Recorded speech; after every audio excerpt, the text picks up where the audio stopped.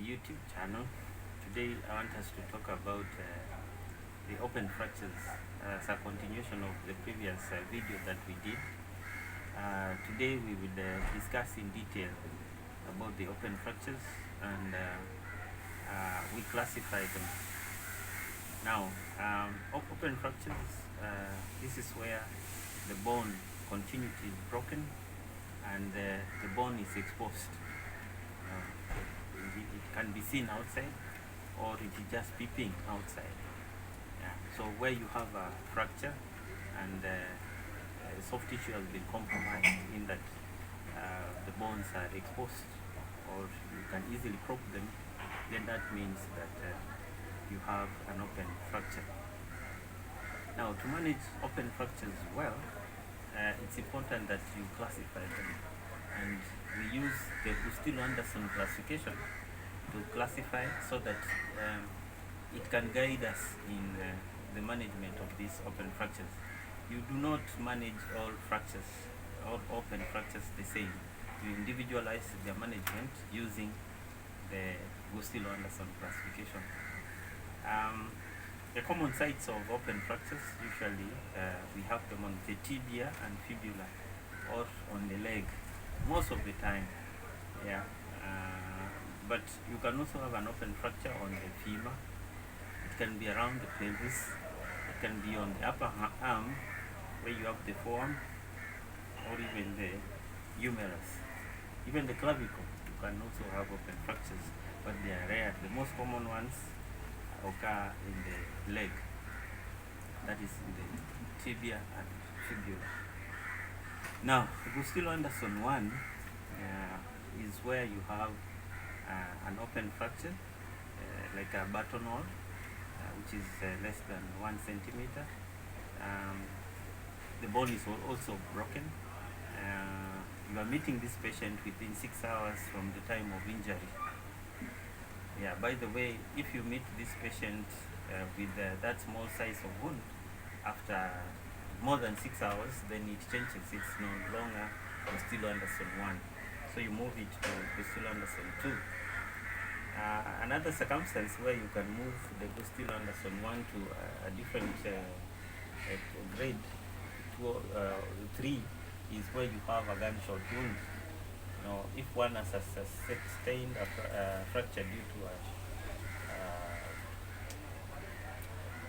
one using a rifle, and it has caused a fracture, then that is not GUSTILO 1, but it goes to GUSTILO 3.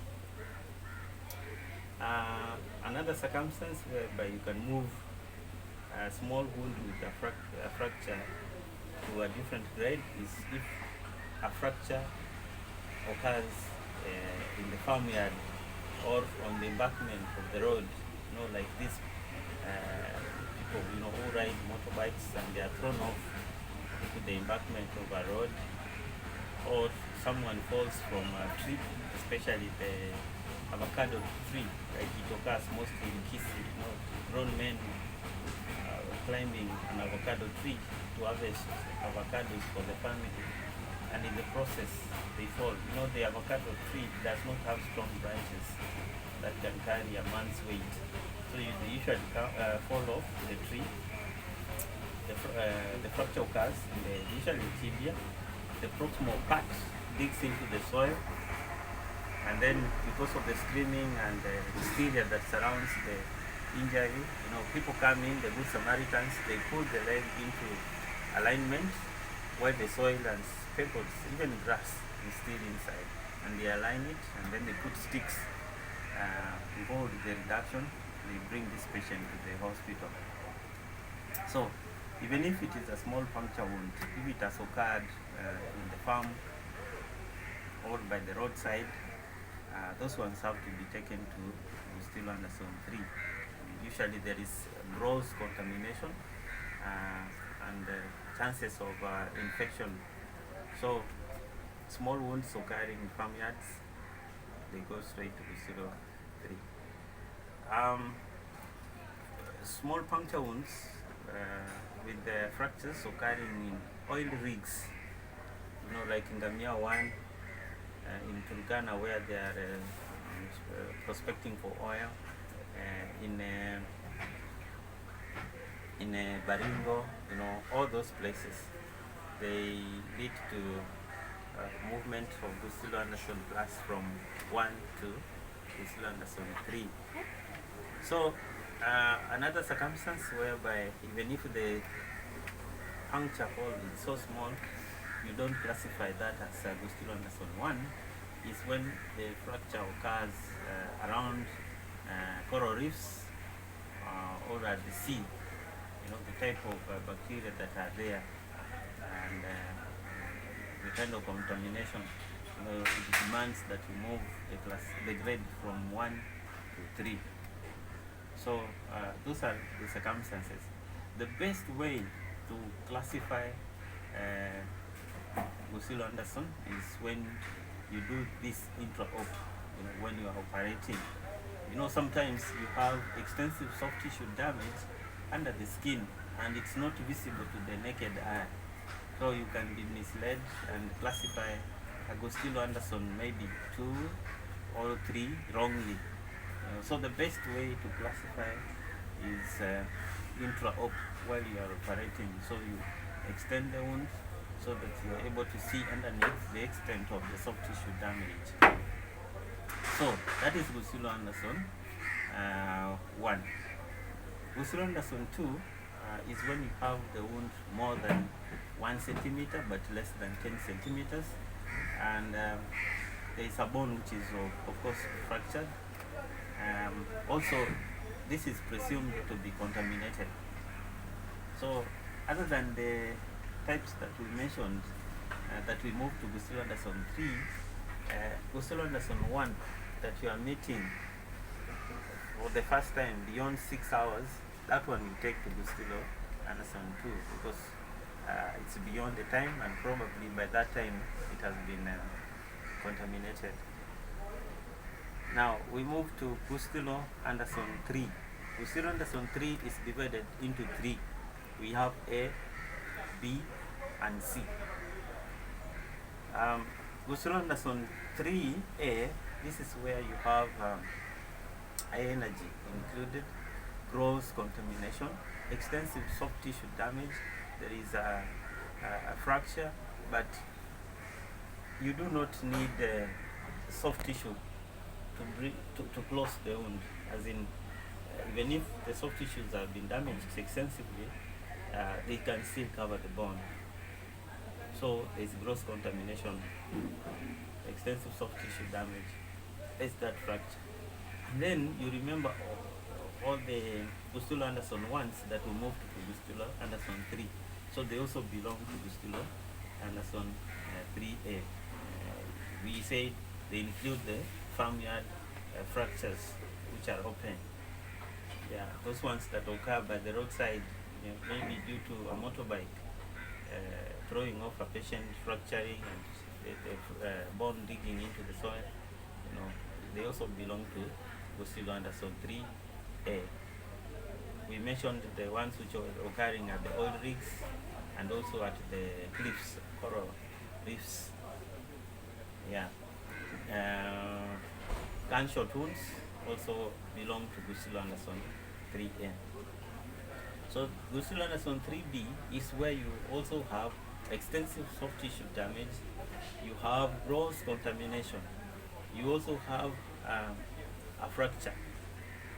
Then the extent of the soft tissue damage means that you do not have enough soft tissue for coverage of bone. That means the bone is also exposed.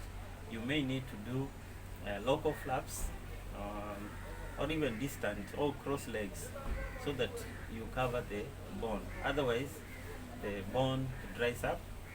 The bone can also get infected, and managing an infected bone is really difficult. This is chronic osteomyelitis. So this may also lead to amputations and loss of the limbs. So GUSTILO Anderson 3B is a bit challenging, and the highlight about it is soft tissue loss, as in bone is exposed and you cannot cover it with the natural tissues unless you have to move tissues around or remove them from far. GUSTILO Anderson 3C, this is where you have all the above. That includes gross contamination of the wound, extensive soft tissue damage, there is a fracture. But what is important or remarkable about it is a major vessel is affected or it is severed. So when you have a severed artery with all the things you have said, and this artery may need repair, because if you don't repair it, then it means peripheral perfusion to this limb will not be there. So you end up with ischemia, necrosis, and then gangrene. And when that occurs, then it means you have to amputate, and therefore the patient will lose the limb. So this is GUSTILO Anderson 3C, and when you see all that you have said, and you think the patient may need repair, if you have the skill, then you repair the vessel so that you restore the perfusion. If you don't, then defer the patient to where he or she can get the service that he needs urgently. So this is something that you cannot sleep over, because ischemia will occur quickly and the patient will lose the limb. Now, using the GUSTILO Anderson classification from 1, 2, and 3, there is a way that we should administer antibiotics. You don't treat all patients the same. Individualize every patient, because their extent of injury is different depending on where they belong in GUSTILO Anderson classification. So GUSTILO Anderson 1, the recommended is that when you are administering antibiotics, preferably if your center is able to provide first generation cephalosporins, those are the best. Example is cefazolin. Cefazolin, when giving 1.5 gram, that it will help in covering most of the likely organisms that may infect the wound and the bone. So cephalosporin, first generation cephalosporin, is considered to be broad spectrum. So since GUSTILO Anderson 1 is presumed to be clean, at this point you can administer those antibiotics.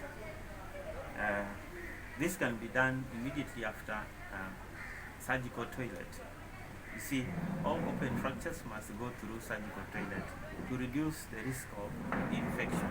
So when you go in, you can administer this cephalosporin. And if possible, if you are in a center where they provide implants, if possible, in the same sitting, you can also do internal fixation, because the wound is presumed to be clean, and if you have the implant, finish up with the patient. You know, sometimes when you are working in a resource poor setup, whereby people are poor, they are not able to get money quickly so that they can undergo these surgeries, putting a patient on an external fixator and then later they come for internal fixation, it becomes a bit tricky because they are not able to get the money that is needed. So that's why I recommend, if it is possible, for GUSTILO Anderson 1, if you have the implant with you, when you are going in for surgical toilet, do the surgical toilet, fix the fracture, and finish up with the patient, so that you also reduce their costs. And then give them, like we said, the first generation cephalosporin and preferably cefazolin. So it should be given for up to 3 days so that we can avoid resistance. If you give it for too long, then there is a risk of resistance. Then GUSTILO Anderson 2, if you remember the description of the grade, it is presumed to be contaminated, but you can do thorough surgical debridement and have a second look after like 24 hours, 48 hours. Some people say up to 3 to 5 days, but I recommend up to 3 days is the best. So if you see this need for you to go back in again for another surgical toilet, please go ahead. But at this point, I think after you've done the first debridement, when you're going in for the second one, at this point it should be clean enough, and it would allow for internal fixation. So you can go in and fix the patient so that you finish up with them. As for me, I see it this way. For patients who have open fractures, GUSTILO under zone 2, when you go in the first time, wash, do the cleanup, remove the devitalized tissues, put the patient on antibiotics, realign the bones, put them on a posterior splint or back slab, let them go to the ward. Have a second look, maybe after 48 hours to 72 hours. And if you find them clean, at that point now you can go back in and do definitive surgery. And this is internal fixation. But if you see the wound is still contaminated or are signs of infection, then you can do external fixation.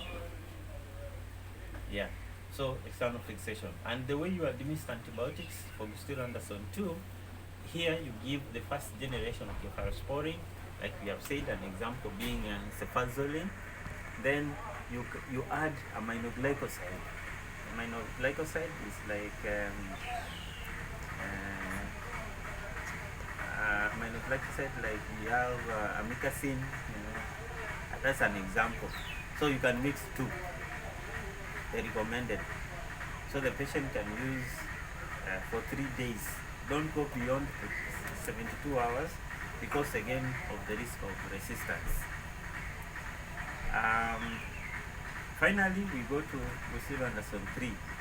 Now, GUSTILO under zone 3 is complicated because of gross contamination. Here you cannot do immediate fixation, that is internal fixation, but you first go in to surgical toilet, you clean up, remove the gross debris, devitalized tissues, and put the patient on antibiotics. Now, the way you administer antibiotics for this grade, you do 3 antibiotics. Just like the GUSTILO under zone 2, you give 2 antibiotics, where you give cephalosporin and then aminoglycoside. For 3, you will add a penicillin. And the reason why you add a penicillin is because of the risk of Clostridia perfringens. Yeah, Clostridia perfringens, when it infects tissues, the patient may end up with gas gangrene, and even that patient may need amputation. So we want to prevent that. Losing a limb is like losing a loved one, someone losing his or her partner. So we don't want that to happen to the patients. So include a penicillin, because this Clostridia perfringens responds well to penicillin. There are many, but examples include fluoxacillin, oxacillin, and many others. So those are penicillins. If you are desperate, you can even give amoxicillin. I know there are people work in places where they do not have supplies, including drugs. So you may not have intravenous drugs. So for that reason, you have an option, but you use orals, which include amoxicillin. Amoxicillin is one of the penicillins. And then for GUSTILO under zone 3B, you may need to do local flaps. You turn around flaps, could be muscles or fasciocutaneous flaps. You can even do propeller flaps, pseudo flaps. There are many types, even cross legs. Where you cross the legs and you get a flap from the healthy leg to cover the injured side.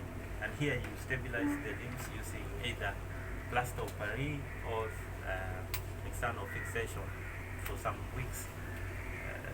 Can be 3 to 6 weeks. And then you release, and then you cover the injured part. And where you have harvested from, you also do split thickness grafting. Why you must cover the bone is because any bone that is exposed, it dries up, it dies, and then there's that risk of infection. And we say chronic osteomyelitis is a really danger, and we want to prevent it. GUSTILO Anderson 3C, you'll do what we have already said, management of devitalized tissues, management of contamination, washing them out, covering bone where there is exposed bone, but also you must restore blood supply to the distal part of the fractured limb. So this must be done quickly. You don't have to wait. If it goes beyond 4 hours, then it means that you lose that limb completely. So ensure that if you have the skill, you repair that vessel quickly. But I know most of our hospitals do not have vascular surgeons, but some general surgeons, orthopedic surgeons, they also have that skill of repair. So you can desperately help the patient so that he does not lose the limb. If you are not able to repair, then refer this patient to the center where he or she can get help. So basically this is how you do the GUSTILO Anderson classification and how it guides you in the management of open fractures. So in summary, when you meet a patient with open fracture, first classify that fracture for you to know whether it is GUSTILO Anderson 1, 2 or 3. Because as you have seen, GUSTILO Anderson 1 is managed differently, GUSTILO Anderson 2 differently, and GUSTILO Anderson 3 differently. And 3 is divided into A, B, and C. And we said that antibiotics which are given in GUSTILO Anderson 1 are different from what are given in GUSTILO Anderson 3. GUSTILO Anderson 1, we give 1 antibiotic, and this is from the group of first generation cephalosporins. An example is cefazolin. GUSTILO Anderson 2, add aminoglycoside.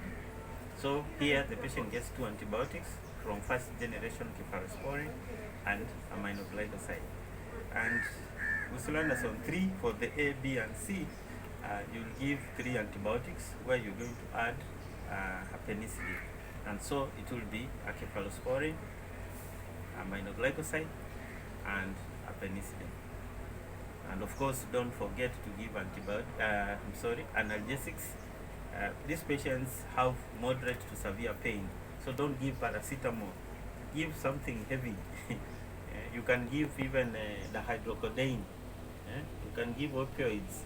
You can give tramadol. Give at least 2 analgesics that have different modes of action, but not NSAIDs.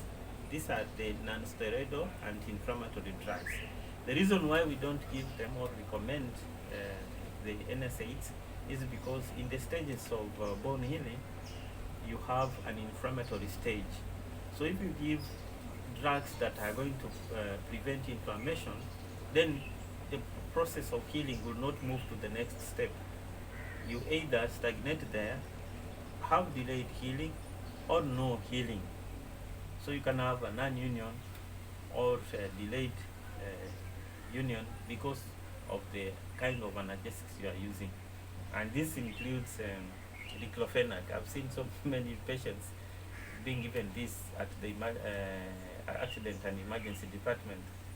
They are given 75 or sometimes 150. So they should not be given that. So thank you very much for now. Please adhere to the principles. Thank you. Patie that view.